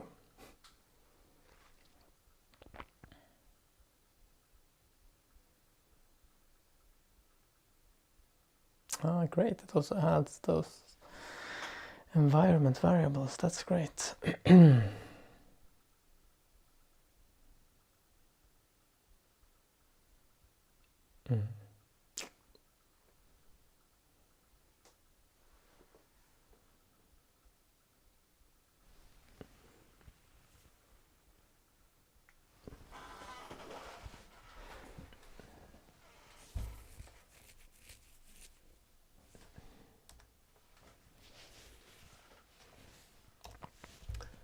Good.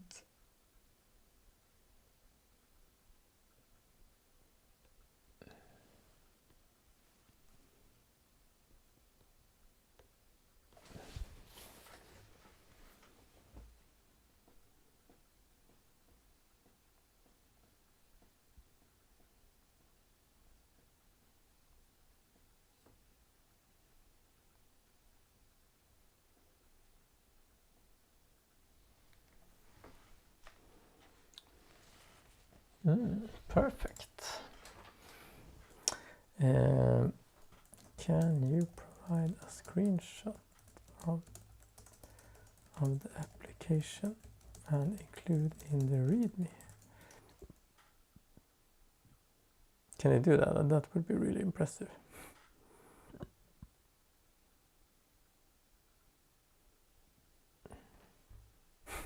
The dev server kid, let me start again and take a screenshot. Seriously? Can you do that?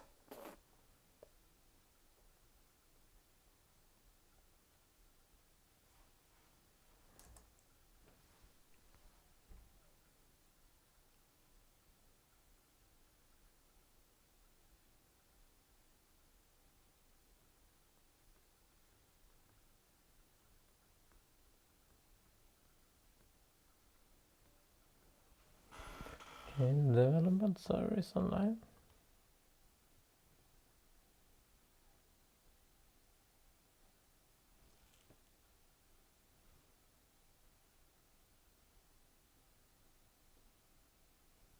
Taking screenshot of application.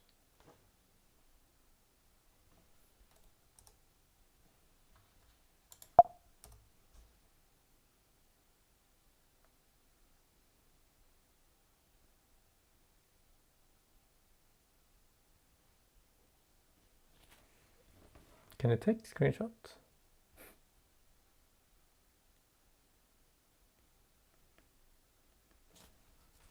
Or does it wait for me to do it?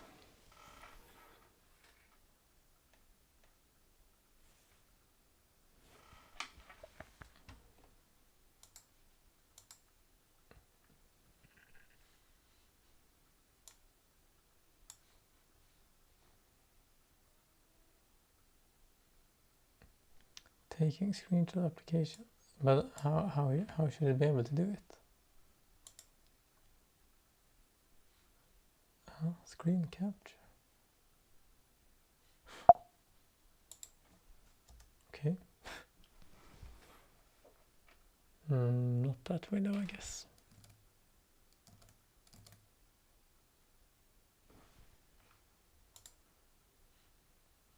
Okay, I had to do something.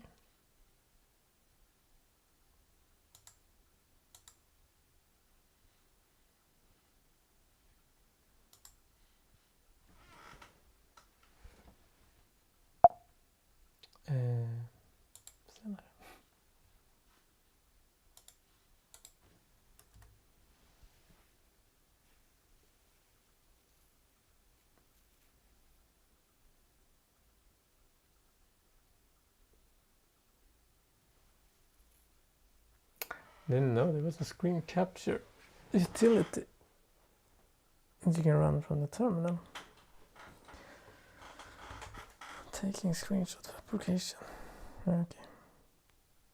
So it's waiting for me to do something. Right. Got it.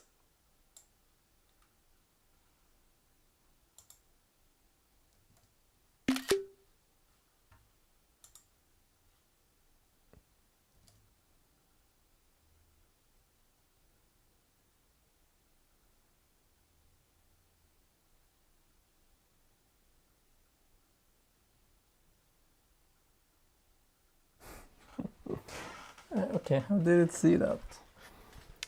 Alright, I'm continuing to be amazed at all this craziness. Alright, so crazy. Okay, so let's create a repository.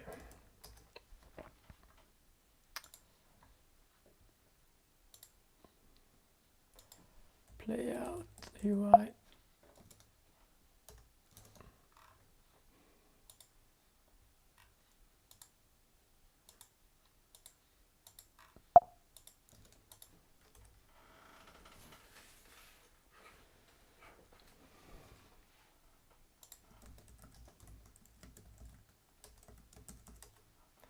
A couple of files it's created.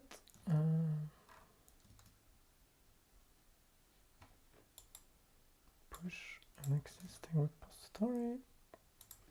That's what we want to do.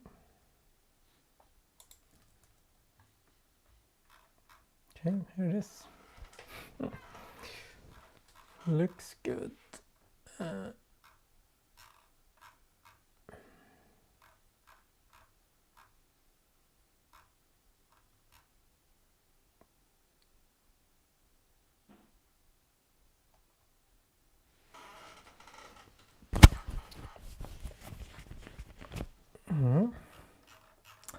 Okay, now then we can submit it to OSC, I guess.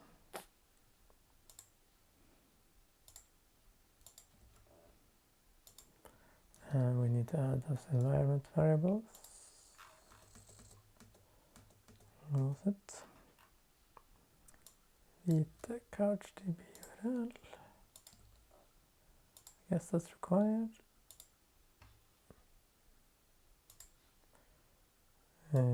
Database. It seems to be optional.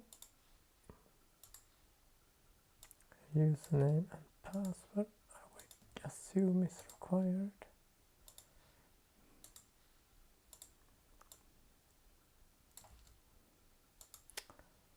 Database password. Right, let's submit that. Alright, submit it to OSC. You can just wait for it to be approved, and then it will be available as a service here among all the others. So the same way I did use the CouchDB here, I could use this one. But that's it for tonight, I think. And thank you all for stopping by and watching me along here and doing some open source building using Claude and open source cloud for the infrastructure part that we need. With that, I say goodbye for now. Bye bye.